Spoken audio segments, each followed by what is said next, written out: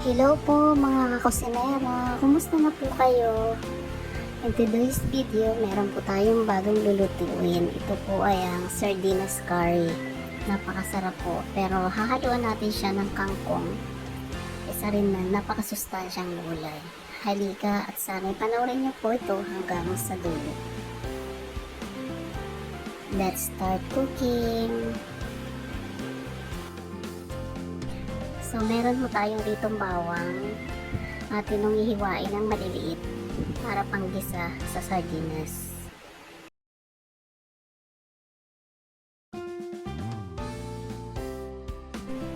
Isang sibuyas na katamtaman lang ang laki. Hiwain ito ng maliliit. Samahan na rin ito ng ilang hiwa lamang ng luya, pampatanggal ng lansa. At isang taling kangkong. Hiwalayin ang dahon at ang tangkay dahil yung tangkay ay matigas. Hiwain ito ng maliliit.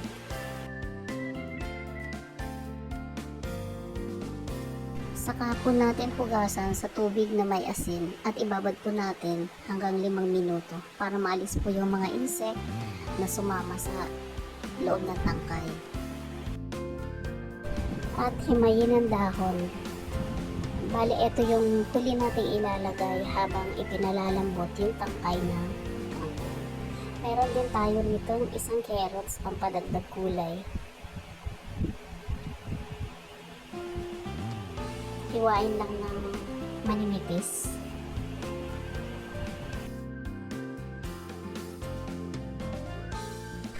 At ang ating star of the recipe, sardinas in sunflower oil. Magpakulo lang tayo ng 2 tasang tubig, saka ilagay ang tangkay ng kangkong. Blinans ko lang ito ng 1 minuto para magbigay kulay sa ating lutuin. Magpainit na tayo ng mantika sa kawali para sa ating panggisa. Ilagay na natin ang luya. Prituhin lang ito ng bahagya para lumabas ang aroma. Isunod ang bawang.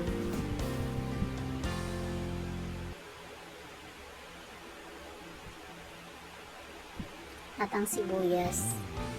Igisa ng konti. Hindi naman kailangang papulahin. Okay lang igisa siya.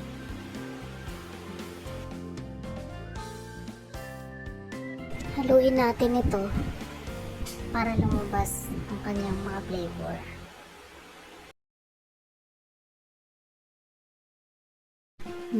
Ang bango pagsama-sama na yung mga rekado, lalo na ang luya.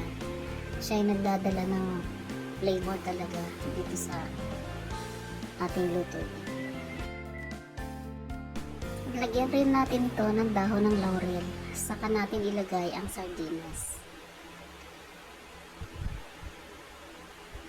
Ayoko kasi ng durog ng sardinas. Mas gusto ko yung ganito na hinihiwa ko ng kalahati lang para may malalasahan ka pa rin.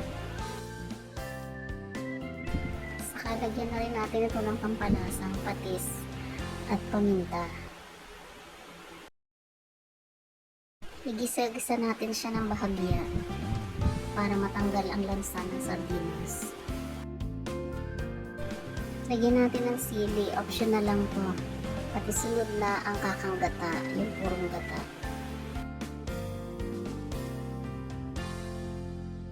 Halu-haluin lang natin siya para hindi mamuo yung gata. Saka lagyan natin ito ng turmeric powder. Isa rin nakakapagpalinamnam ng ating lutuin, especially kung ang luto natin ay gata. Pag medyo malapot na at luto na ang gata, ilagay na natin yung tangkay ng kangkong.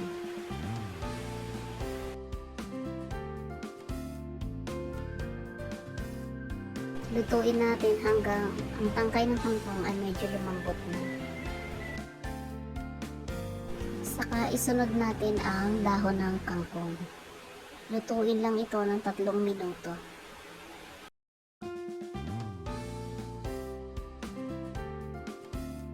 Saka natin ilagay ang sabaw ng sardinas.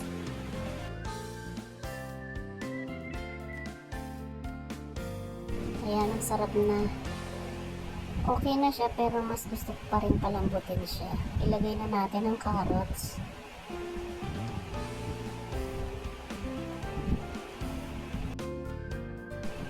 At ilagay na rin natin ang siling haba, yung siling pang sihang.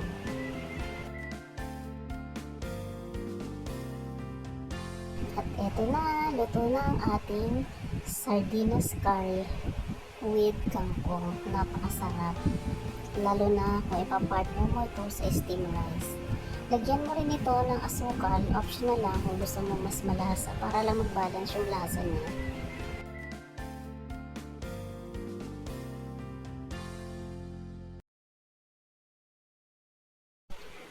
Ayan, luto na. Ciao! Kain na tayo.